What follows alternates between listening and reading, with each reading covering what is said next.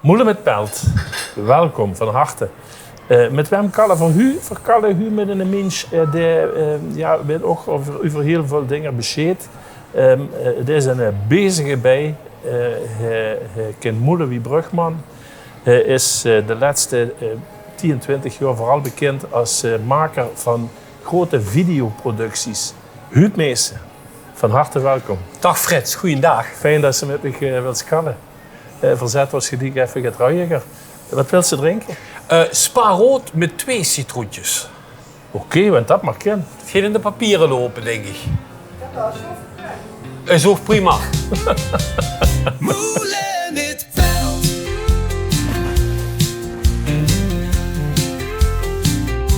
Moelen met Pelt.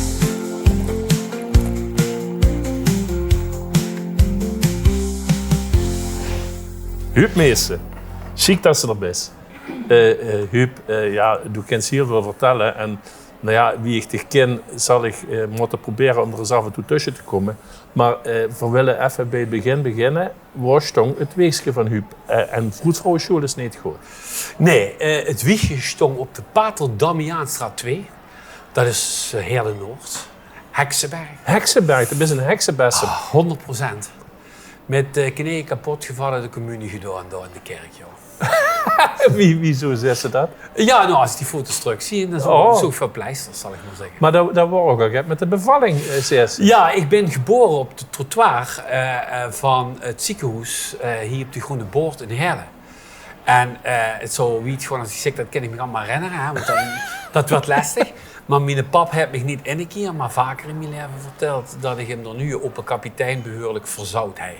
Oké. Dus het hele gebeuren heeft plaatsgevonden in de auto. Pap onderweg van Patermiaansstraat hier naar de Groene Boord. En op het stoepje door voor het ziekenhuis, ja, heb ik het levenslicht dan mogen zien. Met tegen is het goed afgelopen, maar met de Maar man weet ik ook? niet, hè. Dus Met de man? maar mocht prima. Maar het was gewoon iets sneller ging dan een Oké. Ik was niet de eerste, dus het waren... Maar dat was toen al vlot. Op de fiets nooit geweest eigenlijk. Nee. Dus, maar weet ik niet. Nee, maar goed, dat is waar. Wat ik van mijn pap, het was een zwijnenbende in de wagen. Oké, nou ja, sorry. Bespaar ons de details. Ja. Maar de best ook getogen op de Heksenberg. Ja, nou, ik heb het grootste gedeelte van mijn jeugd in de Heksenberg doorgebracht. Basisschool doorgeweest. En Marjella? Ja. Gerardus Marjella. Ja. Daar moest ik nog over nadenken. Wie heet dat nog? En een verkennerie doorgeweest. Een hele leuke tijd eigenlijk gehad op die Heksenberg. Veel groen, de hei. Ja, maar ook de herinnering die ik toen heb. Ik heb gewoon een hele leuke jeugd gehad. Maar ook mijn papa ondernemer, loodgietersbedrijfje op Litserveld, daar met Smeesen. En ja, daar moesten wel oren in de log zijn natuurlijk. Hè. Daar hoef ik tegen als ondernemer niks van te vertellen. En dan wordt er kindervakantiewerk en daar heb ik immer bijzonder van genoten. Het wordt prachtig. Met een hele hoop vrijwilligers die organiseerden dat. Ja, en dan ging ik toch met dat ding nog wel eens aan druk. Heel erg leuk. Ja. School waar wel aan dich besteed? Of, Nee, ik word geen hoogvlieger, Frits. Ik denk dat ik de middenmoot word. Ik kan wel heel ruig roepen van... nee, ik denk dat ik gewoon de middenmoot word. En ja, dat is echt de waarheid. Maar naar de basisschool wist je toch nog wel even doorgegaan? Ja, nee, middelbare school gedaan. En ik heb preklinische periode verpleging gedaan. Dat hoogste Weverziekenhuis is nu Zuiderland. Ja, dat wordt toch niet richtig, zal ik maar. Opleiding voor verpleegkundigen? Voor verpleegkundigen. Ja, Oké. 3 maanden. En dat wordt niet helemaal. En toen ben ik terechtgekomen over door een patiënt in een makelaarskantoor in Maastricht. En dan zei het in de avonduren van moest ik komen kallen bij mij. Gesprekje gedaan. Ja, dan kreeg ze een assurantie A, B-diploma halen en dan mocht ze de verzekeringsboek. Ja, want dat zijn toch wel pittige avondstudies, denk ik. Hè? Ja, wat is pittig? Kijk, veel cijferbrei. ja, kijk, de lui die dat hebben gedaan is... het is breed, het wordt toen vrij breed. En dan was het bijhouden, toen veranderde de organen een hele hoop. Ik weet nog heel goed toen de eerste laptops, die dikke dingen kwamen in en moesten door op het laatste pensioenen vraagstukjes maken. toen zag ik tegen de docent, er zijn een hoop variabelen in zo'n programma. En ook de AOW, die stond op 64 jaar. Maar die kosten niet ouder maken of jonger. Kost het niet op 63 of 67. Het wordt een zekerheid. Jo, en toen zag ik zal het nooit meer vergeten. Ik heb ook een hele hoop dingen niet goed gezag, geloof het niet. Maar toen zag ik tegen de man, en dan word ik een gepensioneerde bankdirecteur. Ik zeg, ja, maar stel die AOW-leeftijd verandert. Er wordt ouder of jonger, zag ik nog in mijn onwetendheid. Wie ga ik dan met de klant mee om? Vlegel. Je hebt nog nooit van Drees gehoord, zeker? Ik zal het nooit meer vergeten. Het woord vlegel Ja. in de volksklas. Ja. Weer die Weert, zagen ze dan wel eens. En is die dat niet gelungen, gaat er in versicherungen. Daardoor dacht ze op een gegeven moment, ik wil toch het anders en daar houdt ze een andere passie. Ja, ik heb dat altijd heel graag gedaan. Ik heb me eigenlijk gespecialiseerd in het hypotheekvak. Vond ik heel leuk. Dat was die eigen klanten, vooral in Heerlen. En ik ben nog heel eerlijk in. Ik stond in de categorie van Ludien Hoes kochten toen rond de 100.000 tot 250.000 gulden. En dan kreeg ze soep en dat probeerde het zo goed mogelijk te doen en verschillende aanbieders. Maar toen ging ik in de tijd die eerste keer voor de lokale omroep werken. En filmpje maken, die is Panasonic gekocht. Welke lokale omroep Dat wordt is dat? Hoevenoe. Wordt het al RTV Parkstad? Dat wordt toen al RTV Parkstad. Oké. En op een gegeven moment liep dat Gette Klauw. Dat ging filmpjes maken voor bedrijven, voor Angerlu. En dan ga je, of in de gaten, ik denk als ze op evenementen nu ook dat meteen kunt laten zien. En dan voor 2 vehicles en het filmen. En dan meteen het editen en op dat scherm zetten. En daar ben ik toen mee begonnen. En op een gegeven moment, dan moest ik kiezen. Hè. Dan kies factureren. Kies inkoop. Ja, en op een gegeven moment moest ze zeggen, nou, het is het een of het ander. En toen heb ik het portefeuille verkocht. En toen heb ik Mobile Life ben ik begonnen. Maar ja, ik ga het allemaal wel een beetje van op afstand. Ja, had we dat allemaal heel wel kunnen zien. Want ja, dat was heel actief ook in het Heerlijkse. Maar wie lang had dat geduurd dat ze zei van ja, daar kan ik van leven. Daar kan ik, Ja, Fred, dat was best een lange tijd. Kijk, ik heb 4 jaar beide gedaan. Het had ook, moet ik ook eerlijk zijn, door kosten gaan investeren in spullen en noem maar op. Die zijn natuurlijk gigantisch, hè, investeringen. Nou ja, en gigantisch. En Ja, kijk hier wat hier staat bijvoorbeeld. Ja, dat kost allemaal geld en dan moest een beetje met de tijd metgaan. Dus ja, goed, dat is wel zo. Ja. Maar dat ging wel goed, moet ik zeggen. Maar daar had Esther uit de mond moeten sparen, zal ik maar zeggen. Wie bedoelt ze dat? Omdat ze zegt, ik had het 4 jaar samen gedaan, maar voordat het echt business wordt. Nou, 4 jaar deed ik de hypotheken en verzekeringen en 4 jaar Mobile Life. En op een gegeven moment ben ik helemaal met één gestopt en alleen nog met het andere doorgegaan. Ja. Oké. En inmiddels is dat wel groot geworden. Hè? Ja, nee, ik moet ook eerlijk zijn, als bedrijfje stel ik niet zo heel veel voor. We hebben nu 2 mobiele nieuwe LED-auto's met een LED-scherm erop. En we hebben hardware. We werken gewoon lokaal, voor Limburgs mooiste of te Vastenhoven. Maar ik mag ook in de Tour of in de Giro af en toe gaan doen. En dat vind ik natuurlijk heel mooi, dat we door aansluiting hebben kunnen vinden. Ja, daar komen we gelijk nog wel even op terug. Maar tegelijkertijd met die passie voor de video, zal ik dan maar zeggen. Ik ben leek. Wordt ook een andere passie, de motor. Ook geen goedkope hobby. Nee, maar daar had ze ook nog al het een en ander met uitgevreten. Ja, nou, gevreten. Ik ben op jonge leeftijd, had Oost-Afrika me altijd getrokken. Kenia, Tanzania. En ik geloof kuifje in Afrika. En 1000 bommen en granaten. Ik ken het allemaal van boete. Hoe het omgeet is, dat is een bepaalde voorstelling als kind. En die kindse gedachte is eigenlijk nooit helemaal verdwenen. Dus ik heb op een gegeven moment gezegd, ik wil een motor gaan rijden. Dat was natuurlijk niet wat op me gaaf kwam. En toen heb ik in Kenia en Tanzania tochtjes gemaakt met de off-road motor. En ik heb dat 3 keer gedaan door. En dat was, mag ik zeggen... Kijk, als je voor de Galibier geeft in de Tour, sorry dat ik daar even op terugkom, of toerist langs de Kilimanjaro en de zus door die giraffen lopen. Elke dag, als ik de BTW aangeef te doen en ben een bunkje kwijt, denk ik toch aan terug. En in de States had ze ook zo'n race gemaakt. Ja, in de States, het komt, Malieemse short heeft ik een beetje door mijn vrouw. Mijn vrouw wordt ieder in Amerika zegt er ooit gewerkt worden. En ik ging naar Afrika weer op vakantie. Als het ging, de spaarde voor vuur voor 1 grote vakantie in de 2 jaar. En die had me eigenlijk met naar Amerika genomen.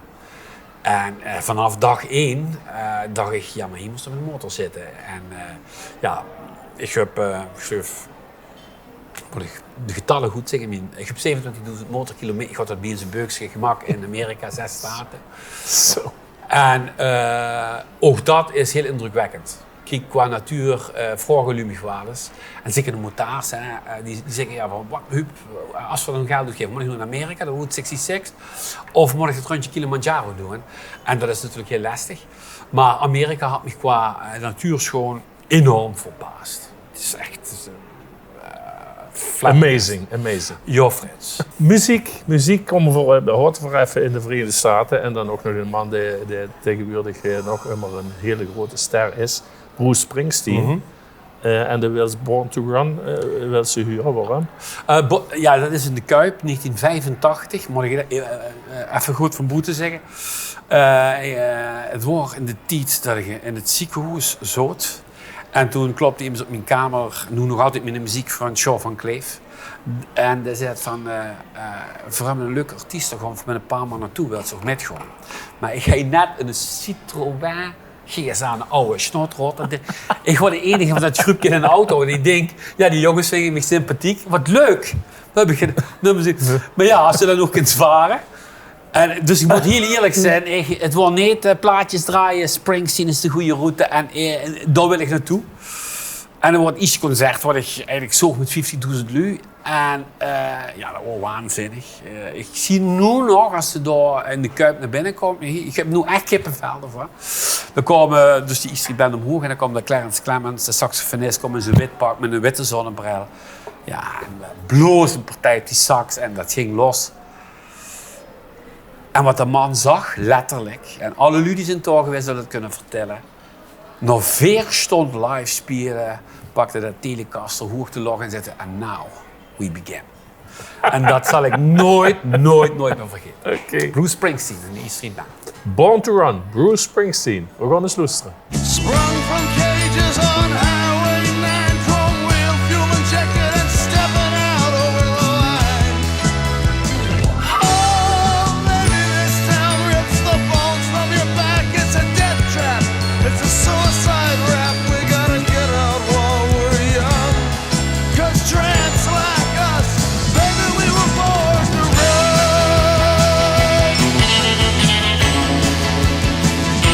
Yes, girl, we were.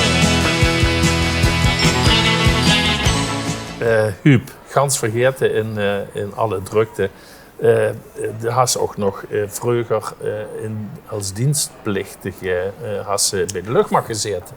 Officieel, Fred, zat ik bij de landmacht. Ik ga me, zoals iedereen, ik ben in dienst gegaan door de Top Gun periode. Ik ging naar de film kijken en ik keek naar die juffrouw. En dan dacht ze, ja, maar als ik nu in de vlieger zit, wordt een Starfighters, een enorme herrie met die dingen. Dan kwam ik ook zo'n juffrouw tegen. Ik denk, dat is wel gek. Dat wordt het niet. Dus toen heb ik me opgegeven voor de radiotelefonistenschool in Harderwijk. Ik moest zo'n test doen. Nou, en die heb ik met goed gevolg afgelegd. En toen ben ik gaan werken bij 300 squadron in Delen. En dan worden de vliegtuigen Bulk 105 en Alouette 3. En heel veel morgen met vliegen, met die piloten. Want ja, alle oefeningen goof ik voorop, wat het maar goof. De jongens hoefden niet te vragen van als ze zijn. Maar ja, dat was natuurlijk fantastisch. En ik moet heel eerlijk zijn, het is vrij prijzig. Hè? Ik bedoel, als er niet versparen het bijeen, maar als het even kan, zeker in Amerika, gaat dat perfect. Ja, dan probeer ik zo'n helikoptervlucht mee te pakken en je kunt dat weer allemaal terug, zal ik maar zeggen. Oké. Maar dat was dienstplicht, dus best ook naar de hand niet met deur gegaan of zo. Nee. Maar het staat natuurlijk wel op die cv, luchtmacht. Wat absoluut heel veel geleerd. Hè? Kijk, Atlantic Lion, dat was in de titelige dienst de grootste NAVO-oefening. Daar heb ik voor de hele periode voor opgegeven. En dat is ook met die Amerikanen gewerkt. Dus dan ging ze samenwerken met 7 landen uit Europa en de Amerikanen. En ja, daar heb ik wel, toch wel heel veel van opgestoken qua planning bijvoorbeeld. Oké. Ik ben van huis uit toch wel zo die denk van, oh, het cup groot, hè? Soms, niet in productie. Maar, en daar is gezien hoe belangrijk het is dat alles goed werd voorbereid. En natuurlijk, op het moment dat ze aan de radio zit het doorgeven van coördinaten. En straks zelfs hoe de bumpjes vallen, of noem maar op, is essentieel. Dus het is Papa Charlie Whisky. Ja. Verplaats u naar hier. Ja, te veel info. Want ik wil nog even terug naar, of om af te sluiten eigenlijk, die twee van die passies, motor en video, als ze de laatste pakweg 10 jaar gecombineerd, bijvoorbeeld bij de Tour de France of de Giro. Dat worden wel ook echt avonturen, toch? Ja, absoluut. Zeker in het begin. Heel eerlijk, ik ben begonnen eigenlijk als een normaal chauffeur en SD-keertjes rondrijden. Maar wie kwam ze ertussen dan? Eigenlijk heb ik hier gewerkt voor de gravelseries. En ik heb 3 motoren en die hebben we voor op orde. En ja, dan word ik gevraagd om te rijden en die jongens gingen ook naar de Tour en dan ging ik met in de Tour en zo is dat gegaan. Ja. Maar we zitten op de motor hier in Limburg, bij de gravelserie of een andere wedstrijd. Maar in de Tour, daar is er namelijk alles genoemd over de Galibier, dat is toch ook wel even de oor mee houden. Ja, wat een hele hoop lui waar niet weten, Frits, het meest vermoeiende als moet daar in de Tour is het bergop rijden. Kijk, er is dan heel veel kilometers tussen de 18 en de 25. Nou, de motoriers die weten dat wel. Zeker in die herpimmers van de 1 en de 2 truck. Je reed dan met een BMW Boxer voor lucht gekoeld, dus dat moest een beetje in de gaten houden. Maar bergaf moesten we wel met de trein met en dat gaat harder dan 50. Ja. Ja, en dan kent ze het wel nog alle naar binnen houden. Ja, er zit eigenlijk, best natuurlijk gewend. De rit leer ik me ook van boete, zal ik maar zeggen, wie het lukt. Het is een feestje trouwens op de computer het s'avonds op de rit dat je helemaal in de kop hebt. Maar nee, dat is goed en het gaat over maar één ding en dat is veiligheid eigenlijk. Ja, dit jaar is het ook weer. Dit jaar gewoon voor de start doen in Barcelona. Dan de rit van Tarragona naar, dus Barcelona's tijdrit. Tarragona, Barcelona, Barcelona-Pyreneeën in. Dan kom ik weer naar huis. Dan heb ik een klusje in de Ardennen. En dan ga ik 2 dagen naar Albans. Ja. Want, en daar had het dus ook met gemak wie Tom Dumoulin de Giro won. Ja, zeker. En ik zou niet naar Milaan gaan, moet ik ook eerlijk zeggen. Ik wou in de Giro voor Wine & Cycling. Ik wou een interview bij Francesco Moser-Toes. En ik wou bij hem Toes en je moest je voorstellen, de man had eigenlijk een half dorp door, ooit gekocht toen in zijn hoogdagen waren, oude huisjes. En ja, dat is een hele grote wijnboer. Ook een hele grote sponsor van de Giro, die wijnen. Ja, en ik had ze er met aan en zeg van verdenken dat het goed gaat met Dumoulin, maar we houden geen accreditatie voor Milaan, voor het finishgebied. Maar zitten Moser, dat is geregeld. Ik denk, maar geregeld dat nu dan. Hè. En dan, dan geeft ze naar Milaan. En dan ligt er Mobile Live, accreditatie, Francesco Moser. Dat is wel heel leuk. Dus daar had het vers van kort bij mogen met maken. Ja, daar had ze transpiratie geroken. Ik stond, als ik de beelden nu nog kijk, ik stond 15 meter voor het podium. En niet omdat om het feest van Tom, maar waanzinnig wat de man door gepresteerd heeft. Echt super. Maar er waren toen heel weinig Nederlanders. In Maastricht hebben ze dunnetjes uur voor gedaan. Dat is helemaal goed gekomen. Ja. Maar wat ik er om me heen gezien heb. En het wordt toen nog heel erg spannend in die tijdrit. Hij wordt natuurlijk qua tijdrijder worden toen zwaar overlegen tegen het ging tegen de Colombianen. Doe het. Ja. En de tijd... En de naam kwijt. Is egal. Nee, maar goed. Hoe het waarom gaat, is dat de tijdwaarneming klopte niet op het podium. En toen waren Hollanderen compleet nerveus aan het worden. Dat hebben ze toen gecorrigeerd. Maar ja, toen ze over die kasseien Tom met het rugje zo komen. Ja, toen waren we natuurlijk... mocht ze weer voor even gereden. Ja. Nou, fijn dat ze met me gekald had. Ik vond het zeer de moeite waard. En misschien had ze nog wel voor de lui heen nog wel een boodschap. Ja, dat denk ik wel, Frits. Ik heb daar natuurlijk over nagedacht. Wat ik belangrijk vind en essentieel, is dat de mensen hun eigen route leven. dat ze soms ideeën had hoe ze van denkt, zou ik dat wel of niet kunnen uitvoeren. Maar ja, ik woon in een stad, Heerlen, hoe heel veel mogelijk is. En die ook veel mogelijk gemak hebben. Dus ik zou zeggen, lief Lu, doe vooral die ding.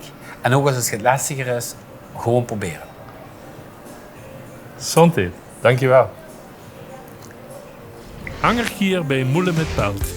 Kijk, in het verleden zijn ook het bandleden afgehaakt. Voor het wissels gehad. En het kwam vooral ook altijd doordat dat niet met de thuisfront te combineren wordt. Die durfde niet de keuze te maken van gewoon 100% van die band. Ik heb nog een baan erbij, dus ik doe het toch.